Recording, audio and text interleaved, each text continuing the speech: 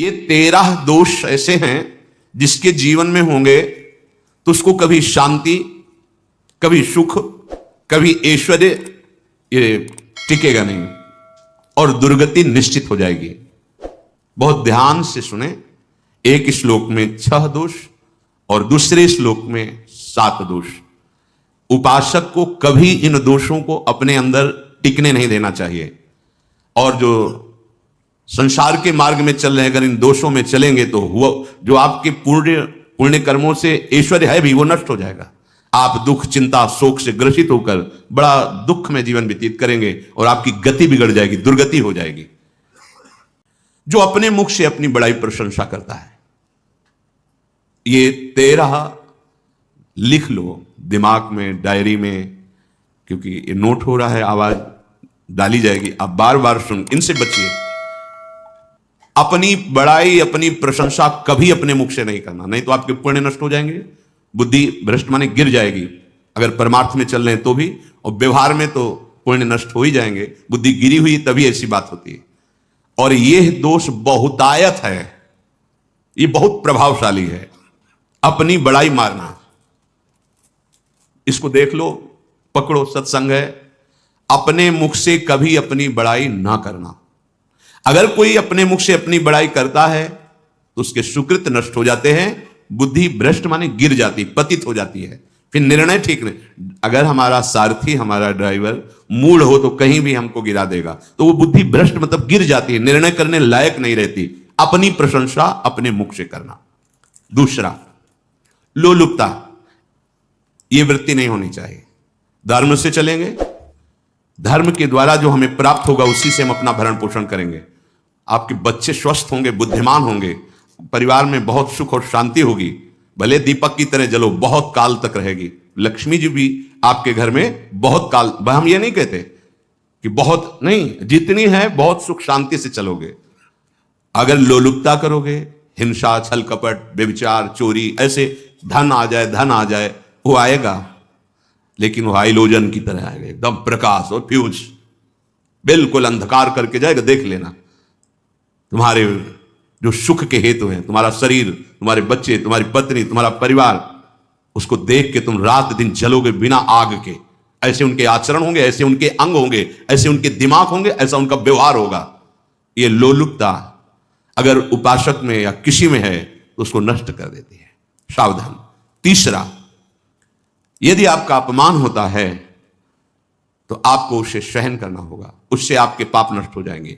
जो तनिक सा भी अपमान होने पर बहुत क्रोध करके दूसरे का अपकार करने लगता है, ये आपका पतन करा देगा, ये आपको फंसा देगा, हृदय जलेगा, अर्थव्यवस्था नष्ट होगी, पूरा परिवार दुखी होगा। जरा सा अपमान की संभावना में आप किसी से भी भिड़ गए, किसी से भी, वो ये प्रवृत्ति आपका पतन कर देगी। उपासक में तो अपमान सहना अमृत है, नीचा अपमानम सुधा, पर व्यवहार में भी ज्यादा उत्तेजित मत होइएगा।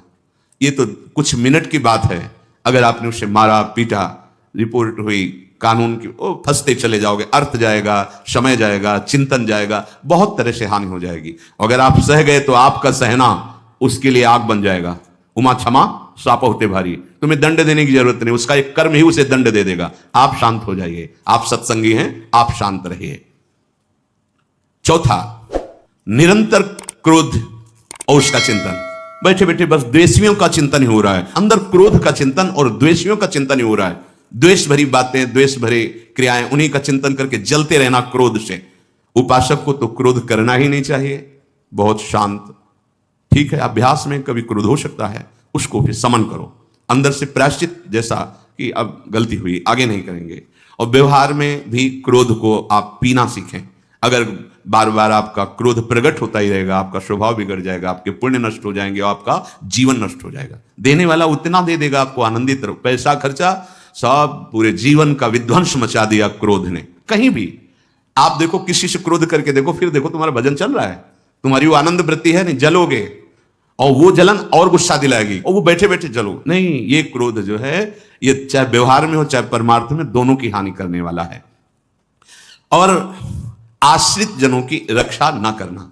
अगर कोई भाग कर आपके पास आ गया है, कोई पशु पक्षी या कोई मनुष्य, आपको चाहिए कि अब चाहे हमारे पहले प्राण जाएं, उसकी रक्षा करेंगे। सीवी जैसे तो कोई बिरले ही होते हैं, पर इतना जरूर ध्यान रहे, जैसे कोई पशु पक्षी किसी भय से आपके सीमा के अंतर्गत आ गया है, अब उसकी रक्षा करनी है आपको। अगर आप स्वयं मार देते हैं या मरवा देते हैं, ये आपके सुकृत नष्ट कर देगा, यह आपकी दुर्गति का कारण बन जाएगा। और जो पाप कर्म उत्साहित होकर करते हैं, उपासक को तो बहुत सावधान रहना चाहिए, पर व्यवहार में भी जो नहीं करना चाहिए, अगर वो पाप कर्म आपके द्वारा मन में प्रेरित हो रहे हैं, संकल्प बन रहा है, क्रियाएं हो रही, दुर्गति पक्की, पुण्य नष्ट हो जाएंगे, दुख अशांति बढ़ती चली जाएगी, कभी शांति नहीं प्राप्त कर पाएंगे। ऐसा नहीं कि जो मन में आवे सो करें। पापाचरण निडर और उत्साहित होकर करना, अगर ऐसे लक्षण है, निश्चित दुर्गति होती है। ये 6, अपनी बहुत बड़ाई करने वाला अपने मुख से, लोलुपता, तनिक से अपमान में सहन ना करने वाला, निरंतर क्रोधी और आश्रित जनों की रक्षा न करने वाला, और निडर हर्षित होकर पाप कर्म करने वाला। दूसरे श्लोक में 7 है, 6 7। 1, संभोग का ही चिंतन करना, संभोग में ही मन लगाना, संभोग दूसरी स्त्रियों के साथ करने की भावना रखना। संभोग पहला है, संभोग रात दिन बैठे बैठे बस यही चिंतन करना, गंदी बातों का, गंदी बातें देखना, गंदी बातें सुनना, गंदी बातों का चिंतन करना। फिर अन्य माताओं बहनों के प्रति काम दृष्टि से देखना, कोई आ जा रही है तो दृष्टि से, काम भाव से देखना, भोग बुद्धि से देखना, निश्चित पुण्यनाश, दुर्गति। बड़े बड़े उदाहरण इतिहास में हैं जिन्होंने ऐसा दृश्य नेत्रों से देखने की चेष्टा की, मन में संकल्प किया भोगने का, नष्ट हो गए, चाहे वो कितने बड़े प्रतापी हो। ये दुर्योधन कोई साधारण थोड़ी है, भगवान व्यासदेव जी के द्वारा ही तो ला, भगवान व्यासदेव जी ही इसकी उत्पत्ति का कारण है। आप देखो, इतने महान पुलस्त जी ही उत्पत्ति का कारण है रावण की। बस यही ऐसे दोष हैं जिनके कारण जीव नष्ट हो जाता है। ठीक है, धर्मयुक्त काम भगवान ने आदेश किया है, आपका पाणिग्रहण संस्कार हो गया है, संतान उत्पत्ति की भावना से कुछ पवित्र तिथियों का त्याग करते हुए चर्चा में हुई है। एक नियम है, एक आदेश है शास्त्र का, आप बहुत काम प्रवृत्ति वाले हैं तो प्रत्येक मास में जब माता वहदे पवित्र हो जाती मासिक धर्म से, तो जिनका पाणी ग्रहण आपने किया, जो पत्नी स्वरूप है, वो ठीक है। वहां भी बार बार के लिए व्यभिचार प्रवृत्ति के लिए शास्त्र आदेश नहीं करता, संयम पूर्वक, और उसका चिंतन नहीं करना। पाणी ग्रहण संस्कार है, घर में विराजमान है, एक संयम, एक नियम के अनुसार उसका चिंतन तो फिर भ्रष्ट कर देगा। चिंतन प्रभु का करना है, चिंतन प्रभु की सेवा जो आपके कर्तव्य, इसके चिंतन से बचो। घातक है, बहुत बड़ा जहर है, अगर विषय चिंतन होने लगा तो मरोगे, जिंदा जलोगे, दुर्गति भी होगी। ये अंदर की जो आग है ना, कामाग्नि, ये इतनी बढ़ती चली जाएगी, तुम्हारे होश खराब हो जाएंगे कि मुझे क्या करना चाहिए, क्या नहीं करना चाहिए। कोवा मदांधो मदना तुरोमा, अंधा हो जाएगा, नहीं दिखाई देगा अनुजा तनुजा क्या है, कौन है, कुछ नहीं, भ्रष्ट बुद्धि। संभोग का चिंतन नहीं। धर्मयुक्त काम आदेश है शास्त्र में। यदि आप प्रवृत्ति मार्ग में हैं तो अपनी पत्नी को जो पाणी ग्रहण स्वीकार किया है, वहां भी पवित्र तिथियों का त्याग करते हुए, एकादशी है, रामनवमी है, नव दुर्गा है, जन्माष्टमी है, राधाष्टमी, जो पवित्र तिथियों का त्याग करते हुए, और ऐसे जो मर्यादाएं हैं उसके अनुसार, और कहीं पराई स्त्री के साथ संभोग की बात, निश्चित दुर्गति पक्की है। ऐसे ही माताओं के लिए है, स्त्री शरीर के लिए है। यदि वो ऐसी गलत चेष्टा, तो पतिवंचक परपति रति करही, रौ नरक कल्पसत पर ही। ये भोग चिंतन से बचने की चेष्टा कीजिए तो क्रिया से अपने आप बच जाएंगे। क्रिया के पहले चिंतन होता है, चिंतन से ही क्रिया का आवेश आता है। चिंतन संभालिए, इसी से भगवत प्राप्ति होती है, चिंतन से, और इसी से दुर्गति भी होती है। अनन्यस चिंतयन्तु माम, भगवान चिंतन करें, मेरा करो, कर्तव्य कर्म मेरे को समर्पित करो। अब जब चिंतन संभोग का होगा तो बुद्धि भ्रष्ट हो जाएगी। ये जो राक्षसी प्रवृत्तियां सुनने को मिलती ना कि ऐसा हुआ, वो देखा सुना और चिंतन किए, और इतनी राक्षसी वृत्ति आ गई कि बस अब उनमें और राक्षसों में कोई अंतर नहीं रह गया। दूसरा, विषमता रखने वाला, सबके साथ बर्ताव ऐसा कि मैं बहुत श्रेष्ठ हूं और दूसरे सब नहीं, ऐसा व्यवहार नहीं। सब भगवत स्वरूप हैं, समान व्यवहार। जैसे आपके भोजन है तो जो आप पा रहे वही सबको दीजिए, बैठने की व्यवस्था, उठने की व्यवस्था, क्रम बाई क्रम, पर उसको भी नीच भाव से मत देखिए। उस कोटि का उसको प्यार दीजिए, दुलार दीजिए, सम्मान दीजिए। इतनी विषमता ना फैलाते रहे अपने जीवन में कि आप सबके निंदा के पात्र बन जाए। विषमता नहीं, सबको प्यार, हाँ ठीक है, पुत्र का अलग प्यार है, भाई का अलग प्यार है, पिता का अलग प्यार है, पर हमारा व्यवहार प्रीति युक्त होना चाहिए, विषमता भरा नहीं होना चाहिए। अगर हमारे चित्त में विषमता ही रही तो संसार है, प्रभु नहीं है। जीत विषम संसार कीर्ति जग बिस्तर है। जो विषमता पर विजय प्राप्त कर लेता है वही भगवत प्राप्ति का अधिकारी। ये विषमता बहुत बड़ी हानि है। तीसरी, रुपया और भोग, उसी की चर्चा कर, जहां बैठे रुपया की चर्चा, भोग की चर्चा, जहां एकांत में बैठे उसी का चिंतन, कैसे रुपया बढ़े, कैसे भोग मिले। और अगर अवसर मिला तो रुपया अधर्म से आवे चाहे धर्म से, उसको इसकी कोई परवाह नहीं। भोग चाहे धर्म से हो चाहे अधर्म से, जिसका अर्थ और काम भोग ही चिंतन है वो धर्म नहीं। जिसका धर्म चिंतन का विषय है तो अर्थ और काम भी ऐसा होगा जो मोक्ष प्रदान करने वाला हो। धर्म, अर्थ, काम, मोक्ष। और जो बालक, स्त्री, पागल, असहाय, जो इनकी रक्षा न करके इनकी हानि करता है, दुर्गति निश्चित है। माना आपकी पत्नी है, उसका स्वभाव बिगड़ा हुआ है, क्रोधी है, कटु वचन बोल, लेकिन आपके ही प्रारब्ध के लिए, माना आपका पति ऐसा स्वभाव वाला है, पर आपके ही प्रारब्ध से तो संयोग बना है आकर, अब इसका निर्वाह कर ले जाओ तो पवित्र हो जाओगे दोनों। और अगर झगड़ा और लड़ाई और मारपीट और कहीं हिंसादि के रूप में उतर गए तो फिर और करनी बिगड़ गई। बालक है, आप उसको ज्ञान नहीं कि आप पवित्र है, क्या पवित्र है, उसको ज्ञान नहीं कि आप उसके साथ व्यवहार अच्छा कर रहे हैं कि बुरा कर रहे हैं। रक्षा करनी है आपको, शोषण नहीं करना। कह रहे हैं स्त्री, बालक और पागल, जैसे विक्षिप्त है, पागल है, आपको रक्षा करनी है।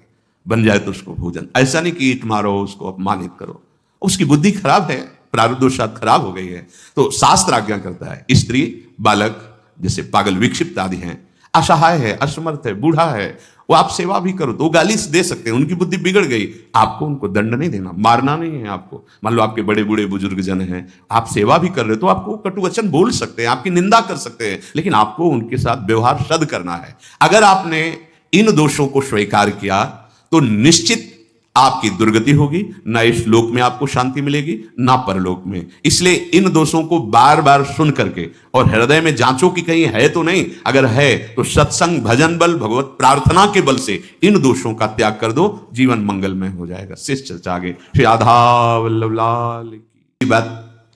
अत्यंत मानी होना, जहां आपके प्राण कमजोर होंगे, पुण्य नष्ट होगा, आयुश्री सब नष्ट होना है, ऐसे आचरण करवाएगा गुरुजनों के साथ, महापुरुषों के साथ। ये बहुत नीच प्रवृत्ति है। अत्यंत मान प्रियता, मुझे सम्मान मिले, उत्तम प्रवृत्ति है। सबको मान देना, स्वयं अमानी रहना। चौथा, दान देने की बात कह के मुकर जाना या दान देकर पश्चाताप करना। दे दिया है, बहुत जल रहे हो, दूसरे से वार्ता कर रहे हो कि पता नहीं क्या बुद्धि में हो गया, हमने उसको इतना कहा था, उतना दे दिया, क्यों दे दिया, ऐसा ऐसा, मतलब अंदर चिंतन करना, क्यों दे दिया, तो दिया। इसके बाद जो आपका जलन हो रही, पश्चाताप, सुकृत नष्ट हो रहे हैं। दान देकर पश्चाताप करना या दान देने की बात कह के मुकर जाना। जैसे आपने कह दिया आपको इतना इतना ऐसा, अब आप मुकर गए, ब्याज सहित तुम्हें देना होगा, ये तुम्हारी दुर्गति का कारण बन जाएगा। ऐसे ही नहीं बोलना चाहिए, बहुत होश से। वाणी एक अमोल है, जो कोई बोले जान, ये तराजू तौल के तब मुख बाहर आन। पांचवा, अत्यंत कृपण होना, ना परिवार को सुखी कर पा रहा, ना अपने को सुखी कर पा रहा है, एक एक सिक्का बैंक में जो मर गया। धन की वास्तविक गति यही है कि अपने परिवार को खूब उसकी अनुकूलता प्रदान करो, उसमें से कुछ हिस्सा किसी ऐसे को जिससे तुम्हें बदले में कुछ लेने की भावना ना हो। कोई साधु, महात्मा, गाय, पशु, पक्षी, किसी भी जीव बीमार है शरीरधारी, उसके जिससे कुछ कभी लेने की भावना ना हो, एहसान की भावना ना हो। शो धन धन्य प्रथम गति जाकी, धन्य हो गया उसका धन। अब वो कृपण का धन किसी काम में, ना स्वसुख, ना परिवार के सुख, ना धर्म कार्यों में, व्यर्थ जीवन चला गया। उसी धन का चिंतन करना, उसी का संग्रह करना और उसी की रक्षा करते करते शरीर छोड़ देना, तो चिंतन बिगड़ गया। तो कह रहे हैं जो कृपणता है और अर्थ और काम की प्रशंसा, उसी की चर्चा, उसी का चिंतन। आदतें किस तरह आपकी पहचान बनती हैं और इसके विपरीत ऐसा क्यों होता है कि आप बुरी आदतों को बार बार करना आसान होता है और अच्छी आदतों को टालना मुश्किल होता है। दैनिक आदतों को सुधारने की तुलना में सबसे अच्छा जीवन पर अधिक प्रभाव डालती हैं। इसीलिए संभव है कि अगले वर्ष की इस समय तक आप कुछ बेहतर करने की बजाय वही कर रहे होंगे जो अभी कर रहे हैं। गंभीर प्रयास और यादा कादा प्रेरणा के अचानक फूट पड़ने के बावजूद अच्छी आदतों को कुछ दिन से अधिक बनाए रखना कठिन लगने लगता है। शारीरिक अभ्यास, ध्यान, लिखना या खाना बनाना जैसी आदतें 1 या 2 दिन के लिए तो ठीक लगती हैं, लेकिन बाद में ये तकलीफ दे लगने लगती हैं। हल्की एक बार आदतें पड़ जाएं तो वे आपके साथ हमेशा के लिए टिकी रहती हैं।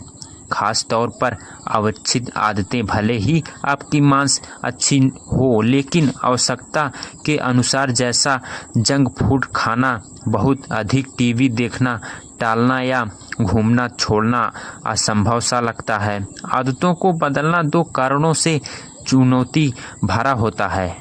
हम गलत चीज़ बदलने की कोशिश करते हैं और हम गलत तरह से अपनी आदतों को बदलने की कोशिश करते हैं।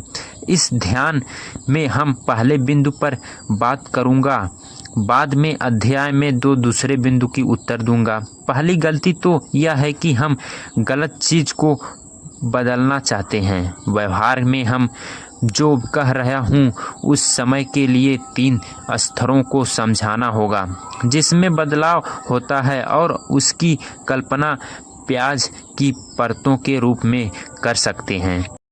पहली परत आपके परिणामों के बदलाव। इसका संबंध आपके परिणामों को बदलने से होता है। वजन घटाना, पुस्तक प्रकाशित करना, संघर्ष जीतना और आपके अहिंसकार लक्ष्य परिवर्तन के लिए स्तर से ही जोड़े होते हैं। दूसरी परत प्रक्रिया में बदलाव। इस स्तर का संबंध आपकी आदतों और परिणामों को बदलने से होता है, जिसमें एक नया रूटीन बनना, अपनी डेस्क को साफ करना ताकि बेहतर काम कर सकें। ध्यान की प्रक्रिया विकसित करना। जो ज़्यादातर आदतें आप बनाते हैं वे इस स्तर से ही जुड़ी होती हैं। तीसरी और सबसे गहरी परत आपकी पहचान में बदलाव। यह स्तर आपकी धारणाओं बदलने से संबंधित होता है। दुनिया के बारे में आपको राय, खुद के इमेज, खुद को और दूसरों को दिखाने का तरीका, अधिकांश धारणाएं, अनुभव और पूर्वग्रह इसी स्तर में संबंधित होते हैं। आपको जो प्राप्त होता है वे परिणाम होते हैं। प्रक्रिया वे हैं जो आप करते हैं। पहचान आपके विश्वास से जुड़ी होती है। जब अस्थायी आदतें विकसित करने की बात आती है, जब 1% सुरारों की प्रणाली विकसित करने की बात आती है, तो समस्या यह नहीं होती कि एक स्तर दूसरे स्तर की अपेक्षा बेहतर है या बदस्तर। सुधार के हर स्तर अपने तरीके से उपयोगी होते हैं। समस्या बदलाव की दिशा में होती है। आदतें किस तरह आपकी पहचान बनती हैं। कई लोग अपनी आदतों में बदलाव की प्रक्रिया इस बात पर केंद्रित करते हैं कि वे अर्जित करना चाहते हैं। यह परिणाम अतिरिक्त आदतों को मार्ग प्रशस्त करता है। इस विकल्प पहचानना आधारित आदतें विकसित करना है। इस दृष्टिकोण से हम क्या बनना चाहते हैं इस पर केंद्रित करके शुरुआत करते हैं। सोचिए कि 2 लोग सिगरेट पीने का विरोध कर रहे हैं। जब सिगरेट उन्हें पेश की जाती है तो पहला व्यक्ति कहता है, नहीं धन्यवाद, मैं इससे छुटकारा पाने की कोशिश कर रहा हूँ। यह सुनने में अच्छा लगता है, लेकिन वह व्यक्ति अब भी यह मानता है कि वह सिगरेट पीने वाले लोगों में से है और कुछ अन्य करने का प्रयास कर रहा है। वे उम्मीद कर रहा है कि उनकी आदतें इसी धारणा को लेकर चलने से बदल जाएंगी। दूसरा व्यक्ति जिसे सिगरेट दी जाती है वह कहता है, नहीं धन्यवाद, मैं सिगरेट नहीं पीता। बहुत मामूली सा अंतर है, लेकिन यह कहना कि मैं सिगरेट नहीं पीता उस व्यक्ति की पहचान में बदलाव की ओर संकेत दे रहा है। सिगरेट पीना उचित पिछली जिंदगी का हिस्सा था, अब वह नहीं पीता, इसीलिए उसे व्यक्ति की पहचान सिगरेट पीने वाले व्यक्ति के रूप में नहीं की जा सकती। ज़्यादातर लोग जब सुधार करने की शुरुआत करते हैं तो पहचान बदलने के बारे में सोचते भी नहीं हैं। सिर्फ वे सोचते हैं कि मैं किन परिणाम होना चाहता हूं और यदि मैं इसी डाइट को अनुसरण करता रहा तो मैं इसकी प्रक्रिया को हो सकूंगा।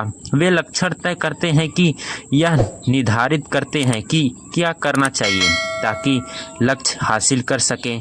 इसमें वे उस धारणा की चिंता नहीं करते हैं जो उनकी प्रक्रिया को चला रही है। वे खुद ही किस तरह से देख सकते हैं कि उन नतीजों को वे नहीं बदलते, जो ना ही इस बात को मानते हैं कि उनकी पुरानी पहचान उनके बदलाव की नई योजना की खंडित कर सकती है। हर प्राणी में होने वाले कार्यों के पीछे धारणाओं का एक तंत्र रहता है। लोकतंत्र की परमाणु आज़ादी बहुमत की शासन में और सामाजिक समानता की धारणा पर टिकी है। तानाशाही की प्रणाली अलग धारणाओं पर टिकी है, जिससे सारे अधिकार किसी एक के हाथ में होते हैं और कठोर आज्ञापालन होता है। लोकतंत्र में आप कई तरीके सोच सकते हैं ताकि अधिक से अधिक लोग वोट दें, लेकिन इस तरह के बदलाव की उम्मीद तानाशाही में नहीं होती। यह तानाशाही प्रणाली की पहचान नहीं है।